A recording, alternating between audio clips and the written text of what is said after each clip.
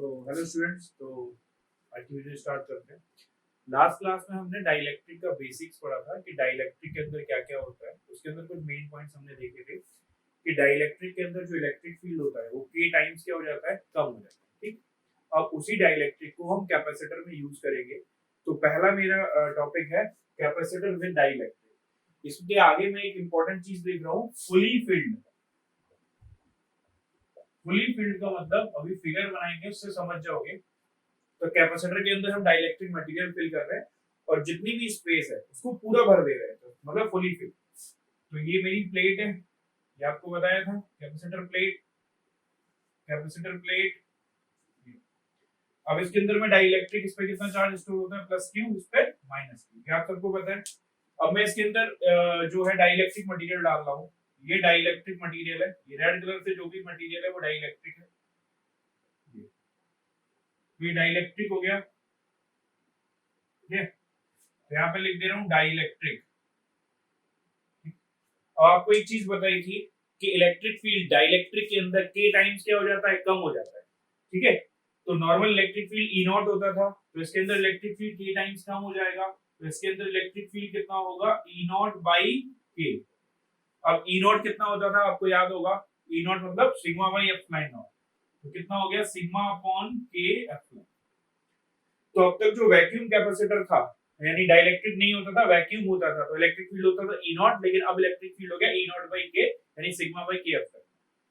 अब मुझे इसका कैपेसिटेंस निकालना है।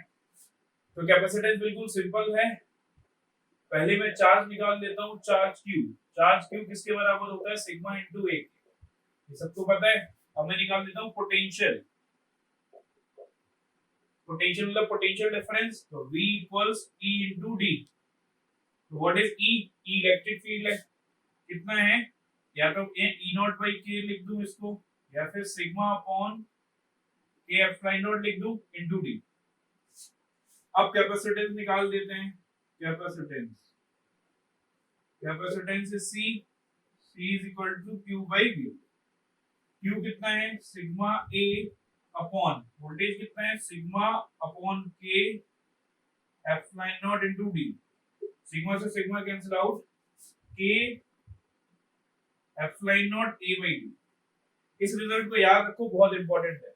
अब देखो, इसको अगर मैं कंपेयर करूं वैक्यूम वाले से, तो वैक्यूम कैपेसिटर में, ठीक है ध्यान से देखना, तो वैक्यूम जो कैपेसिटर था, वैक्यूम कैपेसिटर का मतलब है जब इसके अंदर डाइलेक्ट्रिक भरा हुआ नहीं था, वैक्यूम थी, तो हमारा कैपेसिटेंस आया था epsilon naught A by D. ठीक है, लेकिन अगर हमने उसके अंदर डाइलेक्ट्रिक फिल कर दी, क्या फिल कर दी, डाइलेक्ट्रिक, तो उससे कैपेसिटेंस कितना आ गया हमारा निकल के, के epsilon naught A by D. तो इसका मतलब डाइलेक्ट्रिक फिल करने से कैपेसिटेंस के टाइम्स इंक्रीज हो जाए। तो ये याद रखना, on filling the dielectric capacitance increases by k time. इसको नोट कर लो भाई, बहुत इंपॉर्टेंट है, इसको नोट करके लिख लो। On filling the dielectric with, on filling the capacitor with dielectric capacitance increases by K times. तो वैक्यूम के कंपैरिजन में कैपेसिटेंस के टाइम्स इंक्रीज है। क्लियर, ये याद रखना, बहुत इंपॉर्टेंट है। ठीक है, वैक्यूम के केस में इतना है, डाइलेक्ट्रिक के केस में। तो देखो, अभी हमने देखा था capacitor with dielectric fully field, अब हम देख रहे हैं capacitor with dielectric partially field. तो यानी कि जो कैपेसिटर है, ये कैपेसिटर, इसके अंदर डाइलेक्ट्रिक मटेरियल है लेकिन वो पार्शियली फील्ड है। पार्शियली फील्ड मतलब इतने रीजन में मैं बना दे रहा हूं डाइलेक्ट्रिक मटेरियल, इतने रीजन में ये बना दिया मैंने। ठीक, जितने रीजन में डाइलेक्ट्रिक मटेरियल है उसकी थिकनेस को मैं बोल दे रहा हूं T। ये टोटल डिस्टेंस आप सबको पता होगा कितना होता है, D। ठीक है, ये प्लेट है आपकी, इस प्लेट पे चार्ज कितना है, प्लस Q, और इस प्लेट पे चार्ज कितना है, माइनस Q। ठीक, तो यहाँ पे कुछ नहीं है, तो वैक्यूम है, तो वैक्यूम में इलेक्ट्रिक फील्ड कितना होता था, E नॉट। यहाँ पर भी वैक्यूम है, तो इलेक्ट्रिक फील्ड कितना होगा, E नॉट। ये डाइलेक्ट्रिक है, डाइलेक्ट्रिक के अंदर इलेक्ट्रिक फील्ड कितना होगा, E नॉट बाई K। ठीक है, ये डाइलेक्ट्रिक। अब मैं निकाल देता हूँ उसका कैपेसिटेंस। तो कैपेसिटेंस कैसे निकलेगा, ध्यान से देखो। चार्ज निकाल दूंगा पहले, charge Q, charge Q equal sigma into A। ये हो गया भाई charge Q, Q equal sigma into A। अब मुझे निकालना है, चार्ज निकाल दिया मैंने, अब मुझे निकालना है पोटेंशियल। तो पोटेंशियल V इक्वल्स, पोटेंशियल होता है इलेक्ट्रिक फील्ड इनटू डिस्टेंस। लेकिन अब दिक्कत आएगी हमारे पास, भाई दो अलग अलग रीजन है, यहाँ पर वैक्यूम है, यहाँ डाइलेक्ट्रिक है, तो मैं पोटेंशियल पहले किसका लिख दूं? ठीक है, तो देखो पहले मैं पोटेंशियल लिख देता हूँ वैक्यूम वाले रीजन का, वैक्यूम प्लस पोटेंशियल लिख दूंगा डाइलेक्ट्रिक का। अब पोटेंशियल का फॉर्मूला होता है इलेक्ट्रिक फील्ड इनटू डिस्टेंस, तो वैक्यूम वाला देखो इसको सही से समझना, टोटल डिस्टेंस d है और डाइलेक्ट्रिक कितनी जगह में है? t में, तो बाकी बची हुई जगह में वैक्यूम होगा, तो वैक्यूम कितनी जगह में होगा? d माइनस t में। टोटल डिस्टेंस d है, डाइलेक्ट्रिक केवल t जगह में है, तो वैक्यूम कितनी जगह में हो जाएगा? d minus t। तो इलेक्ट्रिक फील्ड कितना है वैक्यूम का? E नॉट, कितना डिस्टेंस है? d minus t। डाइलेक्ट्रिक के अंदर इलेक्ट्रिक फील्ड कितना है? E नॉट बाई k, और उसका खुद का वो कितना है? t। ये लिख दो, तो इसको थोड़ा मैं सॉल्व कर लेता हूं। E नॉट कॉमन ले लिया, d minus t plus t upon k।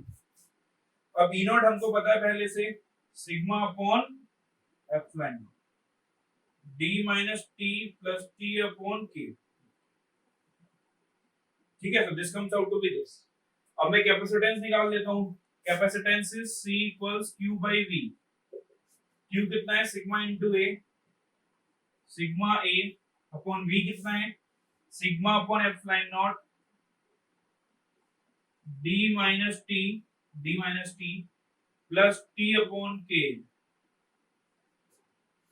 Sigma से सिग्मा कैंसिल आउट हो गया, तो C equals epsilon naught A upon d minus t plus t upon k।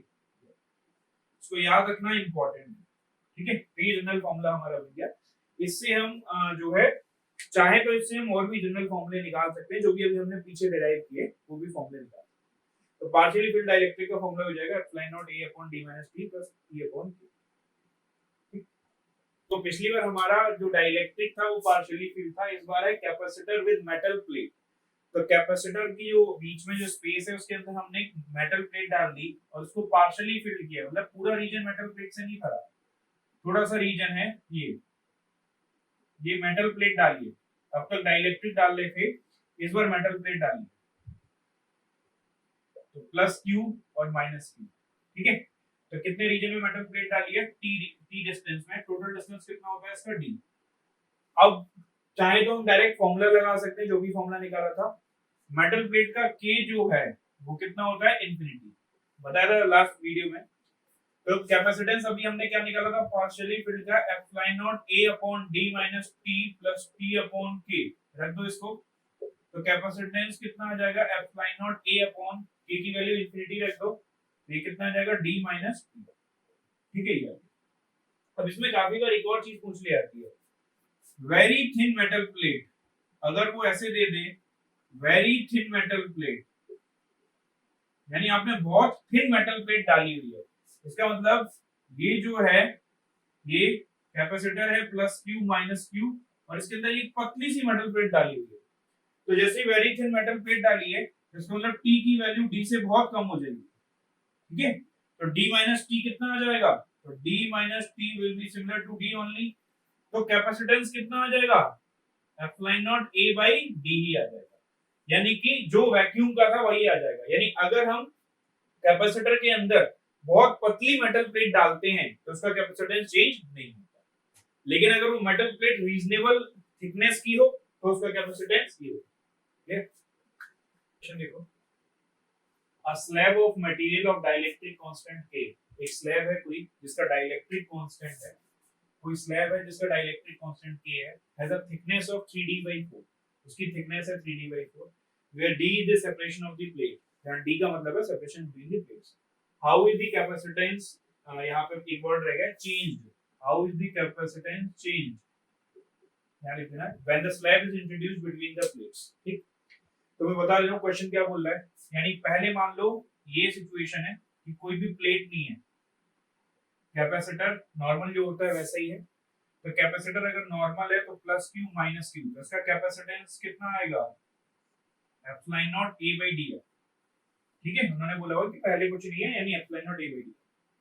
अब क्या हो रहा है? अब ये बता रहा हूं, अब इसके बीच में हमने एक डाइलेक्ट्रिक स्लैब डाल दिया। ठीक है, तो इसके बीच में हमने एक डाइलेक्ट्रिक स्लैब डाल दिया, ये डाइलेक्ट्रिक स्लैब। इसका कांस्टेंट कितना है डाइलेक्ट्रिक स्लैब का, के। इसकी थिकनेस यानी टी की वैल्यू कितनी है, 3d/4 डाल दिया। इससे कैपेसिटेंस पे क्या फर्क पड़ेगा, ये जो सिचुएशन है इस लाइन के उधर की सिचुएशन इनिशियल है, यानी इनिशियली वैक्यूम था तो कैपेसिटेंस ये आ गया, अब उसके अंदर डाइलेक्ट्रिक डाल दिया तो अब नया कैपेसिटेंस कितना आएगा, इसको मैं सी डैश लिख दे रहा हूं, C dash is F line naught A upon D minus t plus t upon k, ये आ गया। तो C dash will be F line naught A upon D minus t का मतलब है 3d/4 plus t upon t की value डाल दो, ठीक है, d minus t plus t upon k. यहाँ पे मैं 3d/4k हो गया। तो सी डैश कितना आ गया आपका निकल के, F line naught A upon D minus C डी/4, it will be d/4 plus 3d/4k। इसको थोड़ा सॉल्व करो। इसको अगर मैं ऐसे ले लूं, F line naught A by, यहाँ पे d/4 कॉमन ले लूं, यहाँ कितना बच जाएगा, d/4 कॉमन लिया, 1 प्लस 3/k। इसको थोड़ा और सॉल्व कर लो, F line naught A upon 4 को ऊपर ले आऊं, 4 k प्लस 3 अपॉन कितना बनेगा, k को ऊपर ले आ रहा हूं। तो हमारा जो सी डैश है वो फाइनली कितना बन गया, 4k upon k plus 3 into F line naught A by D. तो समझ आया, F line naught A by D तो सी था, तो नया कैपेसिटेंस जो है वो 4k upon k plus 3 into C हो। तो कैपेसिटेंस कितने times 4k upon k plus 3 increase, capacitance is 4k upon 4k plus 3 into, ठीक है। तो देखो अब हमें देखना है effect of introduction of dielectric. जब हम डाइलेक्ट्रिक को इंट्रोड्यूस करते हैं तो किन किन पैरामीटर्स पे फर्क पड़ता है। तो इसके बेसिकली दो केसेस हैं। तो पहले मैं देख रहा हूं केस नंबर 1। केस 1 में हम सिचुएशन ले रहे हैं when the battery remains connected. जब बैटरी कनेक्टेड रहेगी कैपेसिटर में, जब हम डाइलेक्ट्रिक इंट्रोड्यूस कर रहे होंगे तो उस वक्त बैटरी जो है वो कनेक्टेड रहेगी। अब मैं कुछ चीजें आपको एक्सप्लेन कर देता हूं। ये मेरी इनिशियल सिचुएशन है।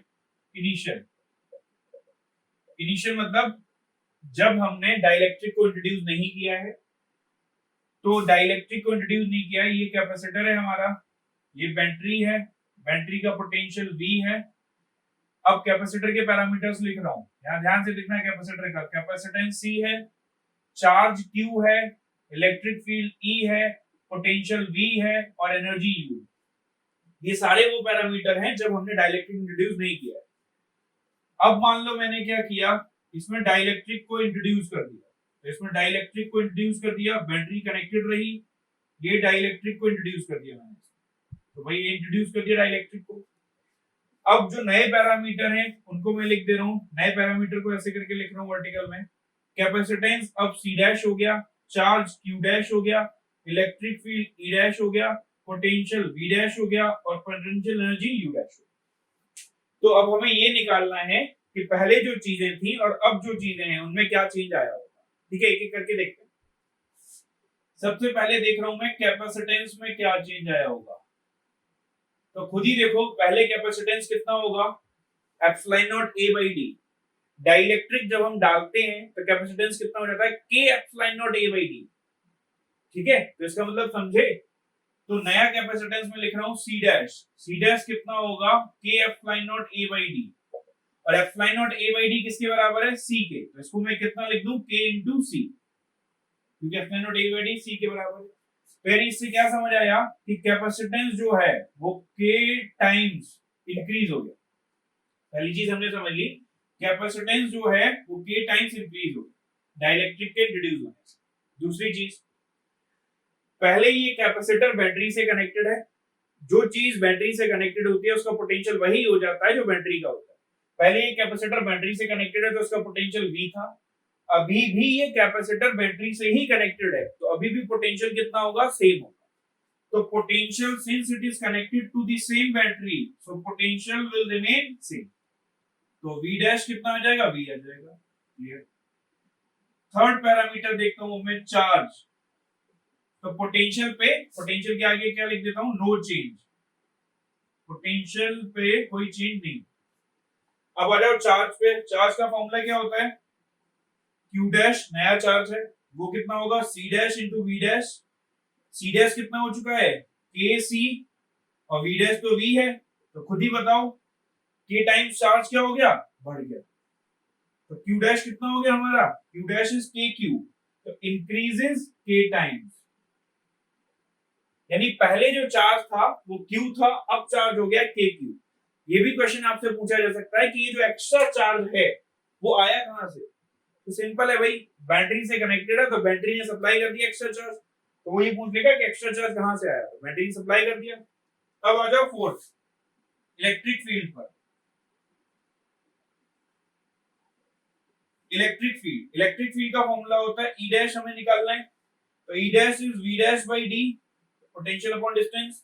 वी डैश तो चेंज हुआ ही नहीं, तो इलेक्ट्रिक फील्ड भी चेंज नहीं होगा। तो ई डैश किसके बराबर रहेगा, ई के बराबर। तो इस पे भी मैं क्या लिख देता हूं, नो चेंज। ठीक है, इन पैरामीटर्स को याद रखना, कौन से पैरामीटर चेंज हो रहे हैं, कौन से चेंज नहीं हो रहे। Last parameter energy. Energy you कितनी होती है भाई, खुद ही बता दो। अगर मैं लिखूं यू डैश, पहली एनर्जी तो यू थी, अब एनर्जी है यू डैश। यू डैश को मैं कितना लिख देता हूं, half C V square, C dash V dash square. C dash को कितना लिखूं, के सी। वी डैश को तो वी लिख दूं, तो यानी के टाइम्स हो गई, तो के इंटू यू। तो यू डैश कितना आ गया निकल के इंटू यू। तो एनर्जी के टाइम्स क्या हो गई है, बढ़ गई। तो एनर्जी हैज इंक्रीज बाय के।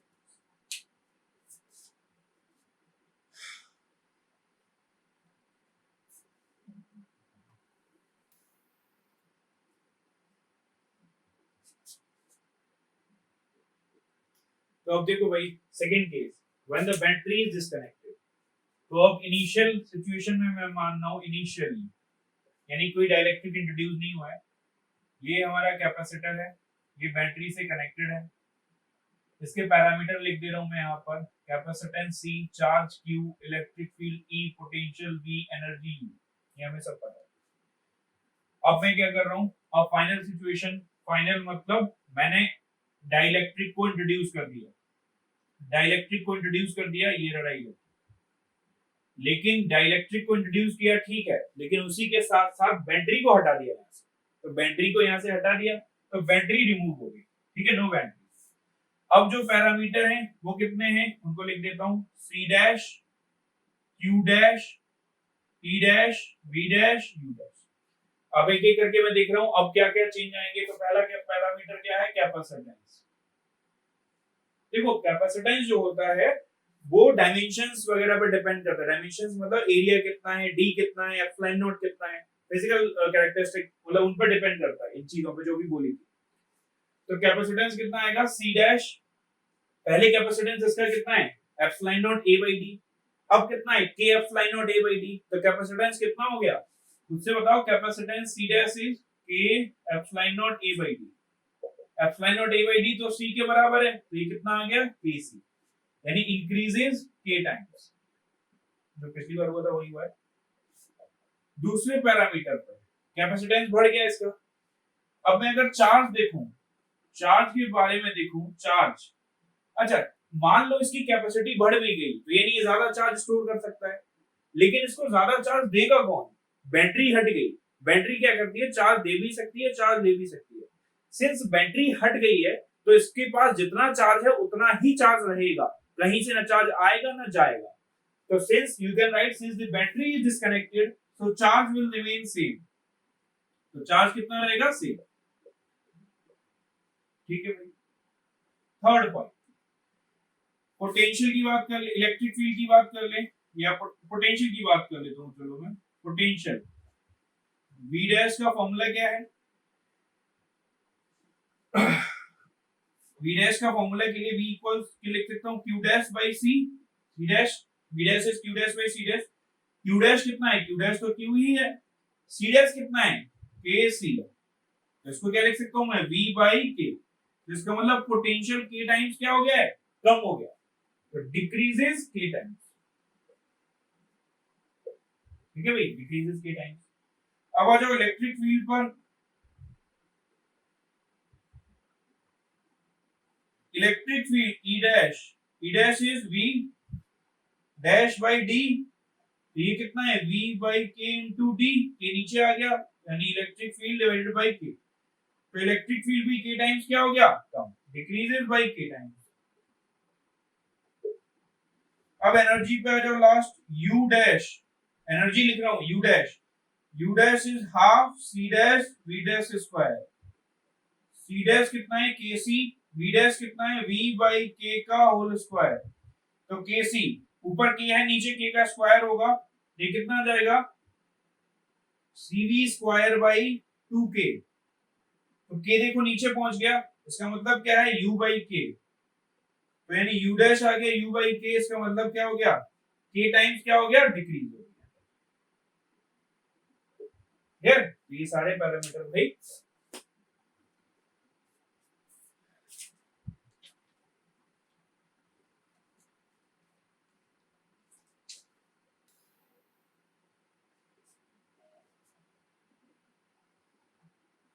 तो ये वाला क्वेश्चन देखो, the separation between the plates is this. Separation between the plates मतलब d की वैल्यू दे रखी है, d हो गया 0.05। a field of 3 into 10 to the power 4 volt per meter is between the plates। ये आपको इलेक्ट्रिक फील्ड दे रखा है, इलेक्ट्रिक फील्ड की वैल्यू दे रखी है। it is disconnected from the battery and an uncharged metal plate of thickness 0.01 meter is inserted between the plates। ठीक है, मैं थोड़ा समझा दे रहा हूँ। पहले एक कैपेसिटर है हमारे पास, ठीक है, शुरुआत में ये किसी बैटरी से कनेक्टेड होगा, ठीक है ऐसे। इसके बाद हमने इसको बैटरी से हटा लिया, बैटरी से दूर हटा लिया, डिस्कनेक्ट कर लिया, और इसके अंदर एक मेटल प्लेट डाल दी। ये याद रखना, मेटल की प्लेट डाली है, मेटल की प्लेट, ठीक है, डाइलेक्ट्रिक नहीं डाला है, मेटल की प्लेट डाली है। और ये जो मेटल प्लेट है कैपेसिटर का, ये जो है ये है डी हमारा, और ये मेटल प्लेट की थिकनेस होती है टी। हमें डी कितना दे रखा है, d is given to be 0.05 metre, और जो मेटल की प्लेट आपने डाली है वो दे रखी है 0.01 मीटर। ठीक है, हमें पोटेंशियल बताना है। क्वेश्चन एक बार फिर से समझ लो, हमारे पास एक कैपेसिटर है जिसका d जो है वो इतना है, इलेक्ट्रिक फील्ड भी हमें दे रखा है, इलेक्ट्रिक फील्ड कितना गिवन है 3 into 10 की पावर 4 वोल्ट पर मीटर। तो कैपेसिटर का इलेक्ट्रिक फील्ड गिवन है, d गिवन है, ठीक है, ये इसको छुपा लेता हूँ। फिर मैंने इस कैपेसिटर से बैटरी को हटा दिया और इसके अंदर एक मेटल प्लेट को ले जाके डाल दिया। तो मेटल प्लेट का जो टी है इसको मैं नीचे लिख दे रहा हूँ, तो टी है वो 0.01 मीटर। अब हमें बताना क्या है, find potential before introduction of metal plate and after. हमें पोटेंशियल बताना है मेटल प्लेट को लगाने से पहले और मेटल प्लेट के लगाने के बाद। ठीक है, तो इसको समझ लेते हैं। पहले बिफोर का पता कर लेते हैं कि पहले कितनी होगी। तो बिफोर तो डायरेक्ट यानी यहाँ पर निकल जाएगा हमारा। पोटेंशियल का फॉर्मूला कितना होता है, V इक्वल्स E, ठीक है, E इंटू डी, याद होगा आपको, V equals E into D होता है। तो यहाँ पोटेंशियल हो गया E इंटू डी। E कितना है 3 इंटू 10 की पावर 4, 3 इंटू 10 की पावर 4 इंटू 0.05। ठीक है, तो भाई ये आ गया आपका, तो ये आ जाएगा आपका निकल के 1.5 इंटू 10 की पावर 3 वोल्ट। ये आ गया पोटेंशियल। ये इनिशियल पोटेंशियल तो हमने आसानी से निकाल दिया, ये आ गया, ये इनिशियल सिचुएशन यहाँ पे। अब हमें फाइनल पोटेंशियल निकालना है कि फाइनल पोटेंशियल कितना है। तो फाइनल पोटेंशियल के लिए एक चीज ध्यान से देखो, पहले जो कैपेसिटर था वो बैटरी से कनेक्टेड था, अब हमने उसे बैटरी से हटा दिया।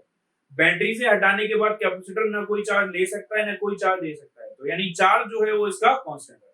ठीक, तो मैं बोल सकता हूं पहले चार्ज मान लेता हूं मैं Q था, अब चार्ज मान लेता हूं, मान लो Q डैश है, तो मैं ये बोल सकता हूं Q डैश जो है वो Q के बराबर होगा, क्योंकि बैटरी से डिस्कनेक्ट कर दिया। What is Q dash, C dash into V dash. अब कैपेसिटेंस कितना है C डैश, पोटेंशियल कितना है V डैश। पहले था कैपेसिटेंस, चार्ज Q था, कैपेसिटेंस C था, पोटेंशियल V था। इनिशियल पैरामीटर मैंने वाले Q, C और V, फाइनल मान लिए Q dash, C dash, V dash. तो मैंने बोला चार्ज सेम रहेगा तो Q dash will be equal to Q, तो C dash V dash will be equal to C into V। तो C डैश कितना होगा, C डैश यहाँ का कैपेसिटेंस है, कितना होगा भाई यहाँ का कैपेसिटेंस, बताओ भाई, कोई बताएगा। कैपेसिटेंस पार्शियली फिल्ड है, पार्शियली फिल्ड, यानी क्या आएगा epsilon naught A upon D minus t plus t upon k. ये फॉर्मूला था पार्शियली फिल्ड का। लेकिन आपको ये बताया था ये मेटल होता है, मेटल का के कितना होता है इनफाइनाइट। तो यहाँ के को इनफाइनाइट डालो तो सी डैश कितना निकल आएगा epsilon naught A upon D minus T. ये आ जाएगा भाई कि नहीं आ जाएगा। अच्छा और सी कितना है, सी तो हमारा नॉर्मल कैपेसिटर है, तो C is epsilon naught A by D. तो सी डैश कितना आ गया, तो सी डैश, तो मुझे पोटेंशियल चाहिए तो V dash will B C upon C dash into V। तो V dash will be what is C epsilon naught A by D। What is C dash epsilon naught A upon D minus T। ये आ गया into V। Epsilon naught A से epsilon naught A गया, तो इससे मुझे V dash कितना मिलेगा D minus T upon D into V। Value डाल दो भाई इसमें, D कितना था 0.05 माइनस T कितना है 0.01 T अपॉन 0.05 इंटू V कितना था, V बोला आपका 1.5 इंटू 10 की पावर 3। तो इसको भैया आप सॉल्व कर लो 4/5 8 ये जाएगा 1.2 इंटू 10 की पावर 3 वोल्ट, 10 की पावर 3 वोल्ट। क्लियर है। तो भाई ये हो गया हमारा ये। तो भाई देखो ये वाला क्वेश्चन देखो, अ dielectric slab of thickness d/4, एक डाइलेक्ट्रिक स्लैब है बीच में जिसकी थिकनेस है d/4 और relative permittivity epsilon r equals to, relative permittivity को हम और नाम से क्या लिखते हैं k, यानी k कितना है इसका 2 dielectric is inserted between the plates. ये हमने एक डाइलेक्ट्रिक मटेरियल इसके अंदर डाल दिया। अब ये सारी चीजें हमें बतानी है। Find charge density in the inner side of conductor, charge density on dielectric slab, electric field in the dielectric, potential difference and capacitance. एक एक करके मैं चीजें निकाल, लेकिन हमें एक चीज पे थोड़ा ध्यान देना है, थोड़ा सा ध्यान दो इस पर चार्ज और इस पर चार्ज अलग अलग है। तो चार्ज अलग अलग है, नॉर्मल कैपेसिटर जो होते थे उनमें चार्ज सेम होते थे, यानी यहाँ पे चार्ज अलग अलग है। जब चार्ज अलग अलग होते थे तो आपको एक इक्वेशन बताई थी, यहाँ पे मैं लिख दे रहा हूँ फॉर्मूला, ठीक है। यहाँ पे फिर मैं इसे हटा दूंगा, ठीक है, फिर मैं फाइनल वैल्यू लिखूंगा।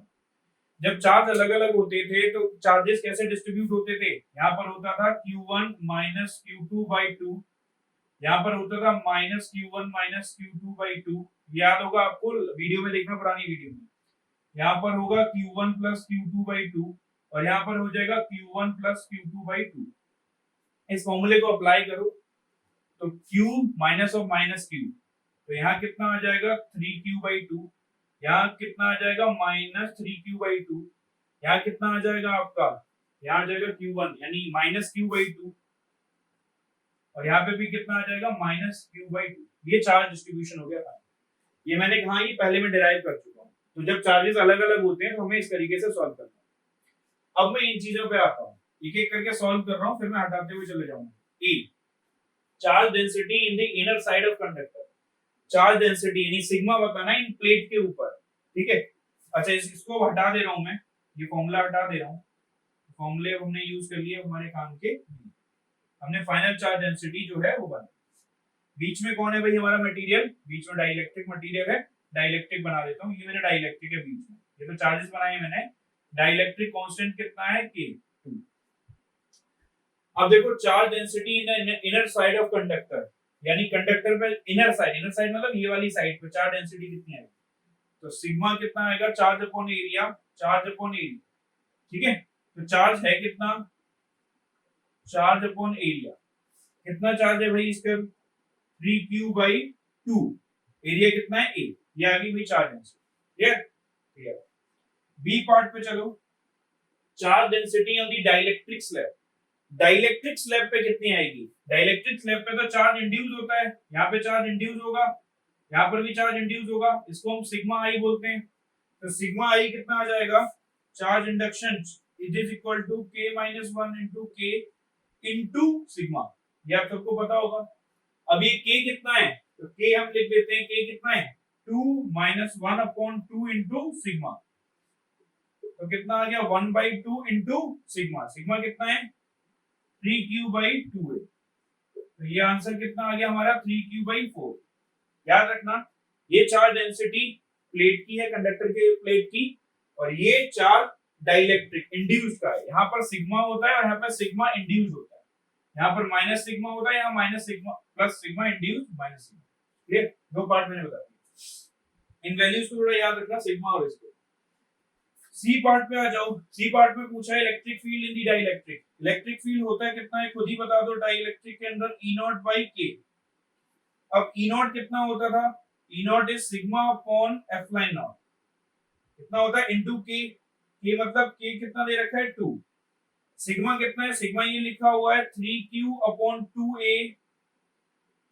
ये वैल्यू डाल दी मैंने, इनटू 2। तो कितना आंसर आ गया? 3q/4a F line. ये आ गया भाई हमारा ये इलेक्ट्रिक। D part. अब मैं निकाल रहा हूं पोटेंशियल डिफरेंस। पोटेंशियल डिफरेंस को यहां लिख रहा हूं। पोटेंशियल डिफरेंस को देखो, डी पार्ट। पोटेंशियल डिफरेंस होता है इलेक्ट्रिक फील्ड इनटू डिस्टेंस। तो पहले मैं वैक्यूम में चलूंगा, फिर इसके अंदर चलूंगा। तो वैक्यूम में कितना चलूंगा? इलेक्ट्रिक फील्ड कितना है? E0। कितना चलना है मुझे? ये टोटल डिस्टेंस है d, और डाइलेक्ट्रिक केवल d/4 में है। तो बचे हुए पार्ट में वैक्यूम है। तो वैक्यूम कितने पार्ट में है? 3d/4। कैसे पता चला? d में से d/4 हटाया तो बचे हुए पार्ट में वैक्यूम आ गया। प्लस अब तो डाइलेक्ट्रिक है। डाइलेक्ट्रिक कितना? E0/K। कितने रीजन में है? d/4। इसको थोड़ा सॉल्व करो, यह आ जाएगा आपका निकल के E0 3d/4 प्लस E0 को बाहर लिखा और d/K इंटू 4। K कितना है? 2। तो ये कितना हो जाएगा? 8। तो E0 को मैंने E0 लिखा, इसको थोड़ा सॉल्व करो। एलसीएम आएगा 8, 6 और 1 7। 7d/8। इसकी वैल्यू डालो E0 की, sigma upon F line not 7d/। E0 की value sigma upon F line not से डाल दे रहा हूं ना मैं। Sigma upon F line not into 7d/8। ये अब सिग्मा चाहो तो जो पहली वैल्यू में मैंने सिग्मा निकाला था वो मैं यहां ले जाके डाल दूंगा, कि जो पहली वैल्यू में मैंने सिग्मा निकाला। ठीक है, तो वो मैं यहां डाल दूंगा। अब लास्ट पार्ट पे आ जाओ। कैपेसिटेंस कितना होगा? तो कैपेसिटेंस कितना होगा? कैपेसिटेंस तो और आसान है भाई। इसका कैपेसिटेंस देखो, E C इक्वल्स Q/V होता है। Q को क्या लिख दे रहा हूं मैं? Sigma A। V में निकाल चुका हूं, sigma upon F line not 7d/8। Sigma से सिग्मा गया, 7d/8।